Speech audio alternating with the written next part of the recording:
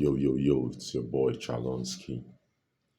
Today we'll be reviewing the game between Man City and Arsenal. What a beautiful game. Tactical, like a game of chess. Big ups to Arteta. Arteta did his job. He learns well. He learns well. Once again, the apprentice got one over his master. Tactical masterclass, like a game of chess. Fantastic, fantastic. Although the game ended in a draw, which at a point it was somewhat kind of unfortunate that Arsenal didn't steal the win. They had the chances, but it is what it is. Somehow, you know, just got a draw. It wasn't too disappointing from an Arsenal's perspective, but we just felt there was something extra that would have gave us that win, that 1-0 win. It was just obvious. Yeah, so we'll be looking at the game. Like we said, Arteta did well. We take a cue from Porto style of defending. He took a cue, and it definitely worked well for him. Yeah, so that was nice. That was nice. So the game started well. City being who they are, City they kept the ball very well, controlled the game, the possession, dominated it. But Arteta had his mindset on how to play this game to get the point. He came, he had a low block. He came, he settled with a low block, okay. And if you check the squad, we had a good squad. We had depth in squad. It was the depth in the squad that pulled us through. In fact, the squad depth should have won us that game. Should have won us that game to what we really saw. Big ups to Pep Guardiola too, the best, in fact, the best manager in the world. He brought on his tactics. Yeah.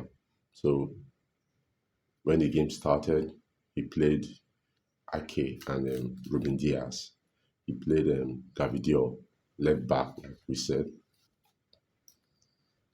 He also played with the absence of Kyle Walker, played Akonji in the right. Yeah.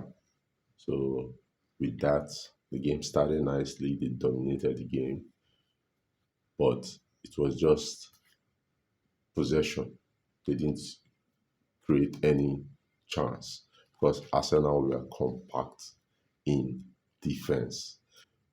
We started out with a 4-3-3, but anytime we were off the ball, we played 4-4-2 in a deep line defense. So we were more compact. We left the wing for Gavidiol and Akonji because they are not definitely not good crossers on the ball. The key men to this game would have been Kevin De Bruyne, Haaland, and probably Rodri. But we did a good job. Big up to Declan Rice, big up to William Saliba, and then Gabriel. They just did their dirty defending. Declan Rice covered the space. They pushed him forward, then Jorginho behind. Now, the reason why I felt was it was done that way was that obviously Declan Rice has the legs to cover those players. Now, Rodri was not allowed on the ball because he's one of their potent players, their deadly players. He wasn't allowed too much time on the ball because he would dictate the play. So we didn't give him that chance, but the little time they had, they took it. So in between Rodri and De Bruyne, they covered.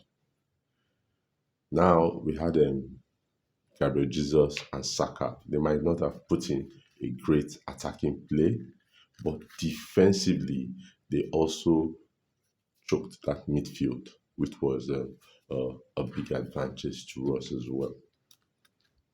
Nice game, both of them. But Jesus, especially, I don't know if it's match rustiness or something. He missed two chances earlier on in the first half. That ball that Ben White, big ups to him as well. Ben White at the early stage, Ben White had two quick break where they used that wing and Ben White pulled out a cross, a very, very decent cross. Just calm, decent cross.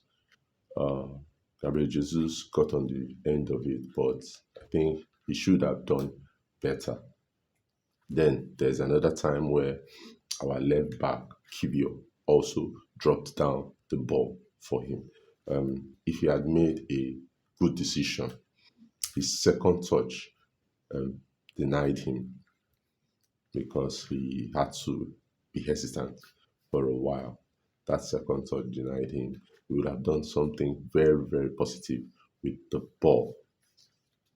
So we had half and half chances, no real clear cut chance. But that fell for Jesus once. For the second time, it fell again to him.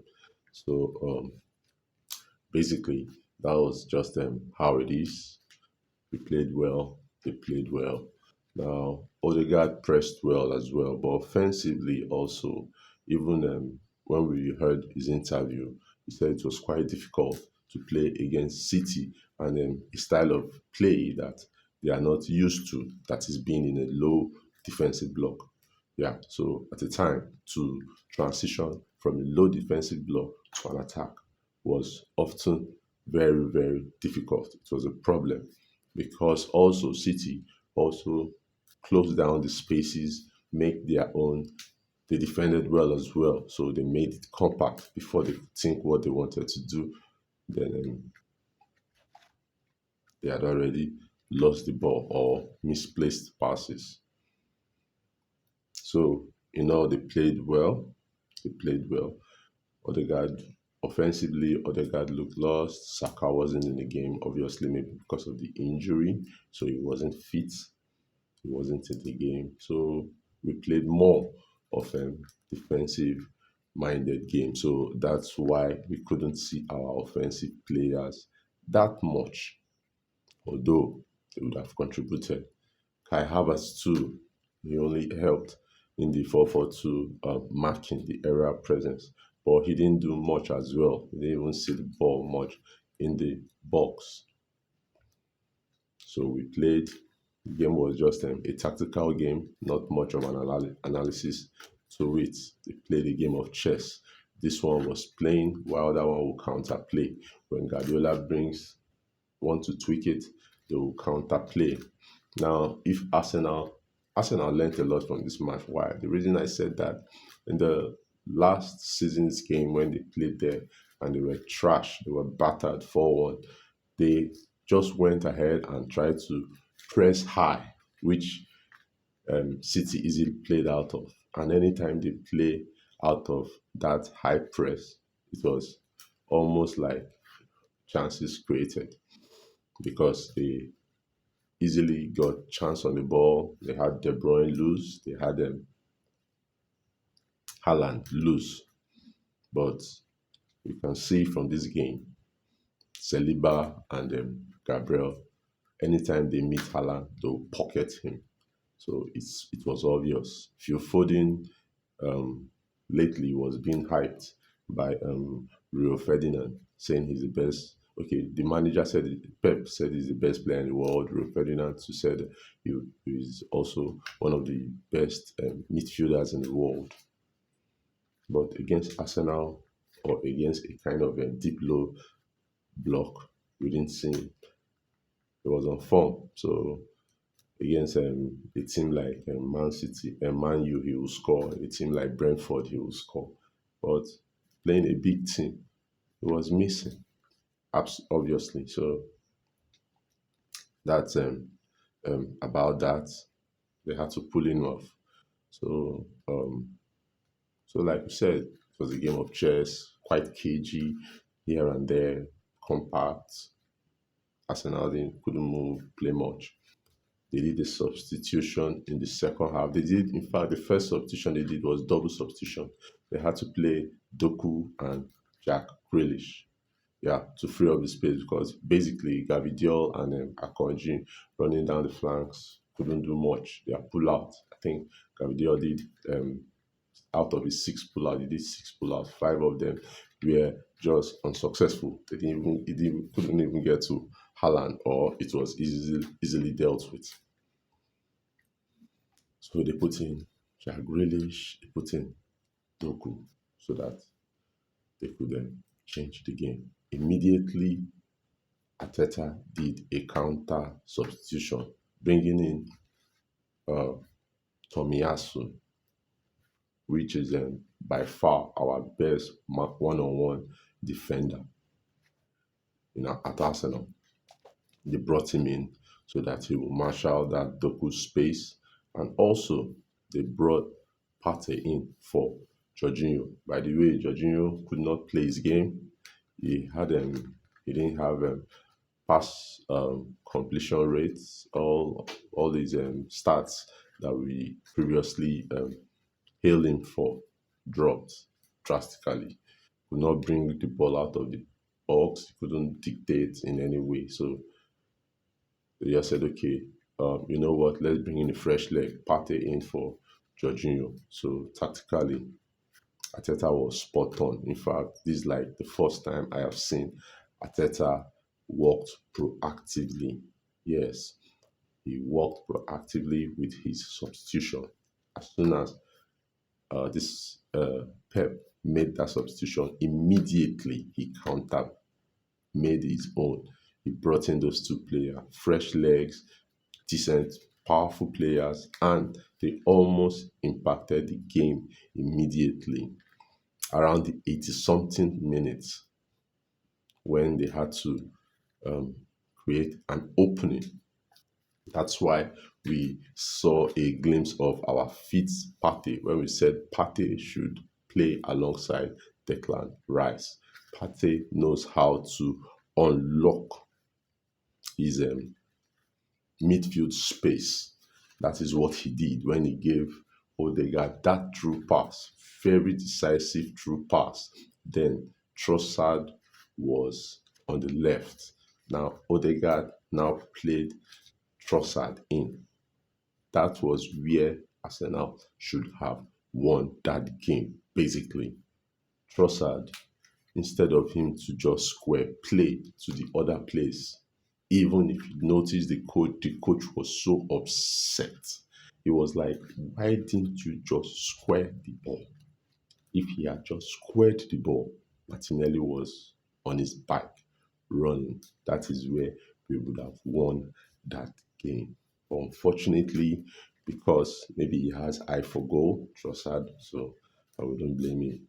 But he doesn't have the pace. He doesn't have the pace. If it was even Martinelli on that wing, just like what they did against them, was it Seville in the Champions League, where they opened them up, and Martinelli was just true on goal. They would have done such as well, but Trossard should have just squared the ball. Just square the ball to Martinelli. Martinelli has the legs, he has the pace. They would have scored that goal, and that would have ended that game, giving Martinelli another huge praise, and everyone would have been more excited about the game. So big ups to the team, big ups to the players. They played really well. They played fantastically well. Yeah. So that's about that, basically.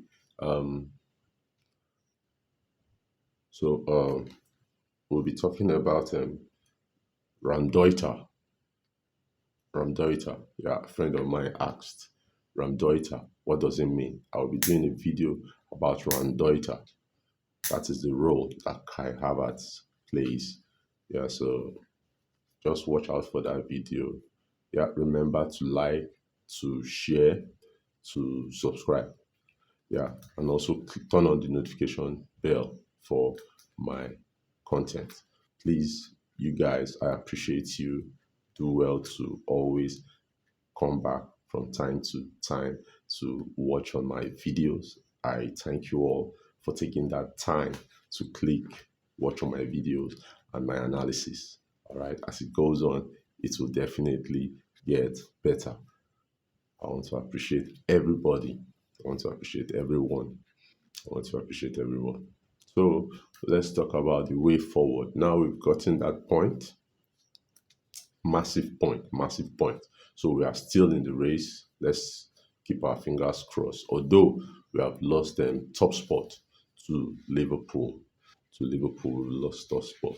But in this race, anybody. The only advantage I see with this from Arsenal to Man City viewpoint is that Man City, we've shown other teams like their next game, I think, is Aston Villa. Aston Villa at home. We've shown Aston Villa, giving them a clue how they can play Man City. But will they be able to match up that? We'll wait and see. So definitely, we can just hope and wait and see if Man City, sorry, Aston Villa can get points of Man City. Then for Liverpool, Liverpool are a very, very good team. Very, very good. If it's not Arsenal, unfortunately, it will be Liverpool. But well, they can. Anybody can drop points anyway. Anybody can drop points. Although Anfield is a very strong place to go, I think they are going to Man U. They are going to Old Trafford by the weekend. So definitely they will. Man U don't like losing in their home, so they've played Liverpool before when they knocked them out of the FA Cup not too long ago. So definitely they'll be buoyed by that game. So I'm looking at points being dropped there sincerely, and I hope it turns out like that. I'll really, really be glad. So by the moment, it is what it is. We'll just keep our fingers crossed. Let's just concentrate on our game, Arsenal, one game at a time. Make sure we win our own matches. We take our own game a game at a time, win our own matches, drop our plan, drop our tactics. This point is a very good result for us. Don't balk, please. So that's just it. Let's just play our game. I believe we'll come out strong. We'll win all our matches, no matter how difficult they are. Because truly, truly, Arsenal is about the best team in the league in terms of defense and attack. And like the saying goes, defense wins you titles, while your goals wins you game. So it is what it is. So that's about the size of the package. I'll be doing more content. Please like, subscribe, share, turn on your notification button. You know, so that will be all for today. I believe that subsequently we'll be doing the contents. Thank you once again. I appreciate you. Have a lovely day ahead. Yeah, up the Arsenal. Peace.